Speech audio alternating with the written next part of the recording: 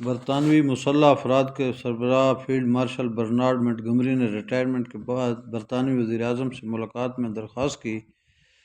General کا کہنا تھا کہ میں اب بوڑھا ہو چکا ہوں، ریٹائرمنٹ کے بعد سوائے پینشن کے کوئی ذریعہ آمدنی نہیں، کرائے کے مکان میں رہتا ہوں اور بار بار مکان کی تبدیلی میرے لیے بہت تکلیف دہ ہے۔ گزارش ہے کہ مجھے ایک مکان اور تھوڑی سی زرعی زمین الاٹ کر دیں تاکہ میں اپنی زندگی کے باقی ایام پرسکون طریقے سے گزار سکوں۔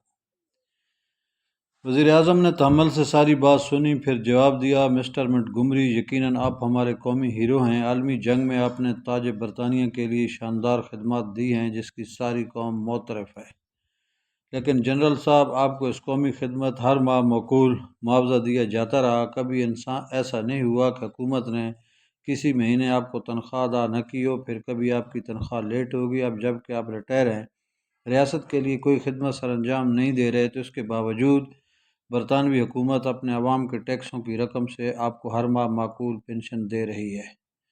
مسٹر منٹگمری، میں بطور وزیر اعظم عوام کے حقوق کا محافظ ہوں اور ملکی آئین کے مطابق عوام کے ٹیکسوں کے پیسوں کو اپنے لیے یا کسی دوسرے کے لیے خرچ کرنے کا مجھے کوئی حق حاصل نہیں ہے۔ میں آپ سے معذرت خواہ ہوں۔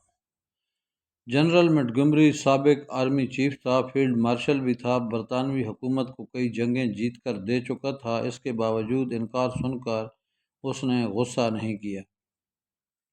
اس نے خندہ پیشانی کے ساتھ وزیر اعظم کا شکریہ ادا کیا، ساتھ بیٹھ کر کافی پی اور ان سے ہاتھ ملا کر واپس اپنے کرائے کے مکان کی طرف چلا گیا۔ وزیر اعظم نے کچھ دینے سے اس لیے انکار کر دیا کیونکہ وہ برطانیہ کا وزیر اعظم تھا۔ جنرل منٹگمری اپنے کرائے کے مکان کی طرف واپس چلا گیا کیونکہ وہ بھی برطانیہ کا جنرل تھا۔ حمدان ملک۔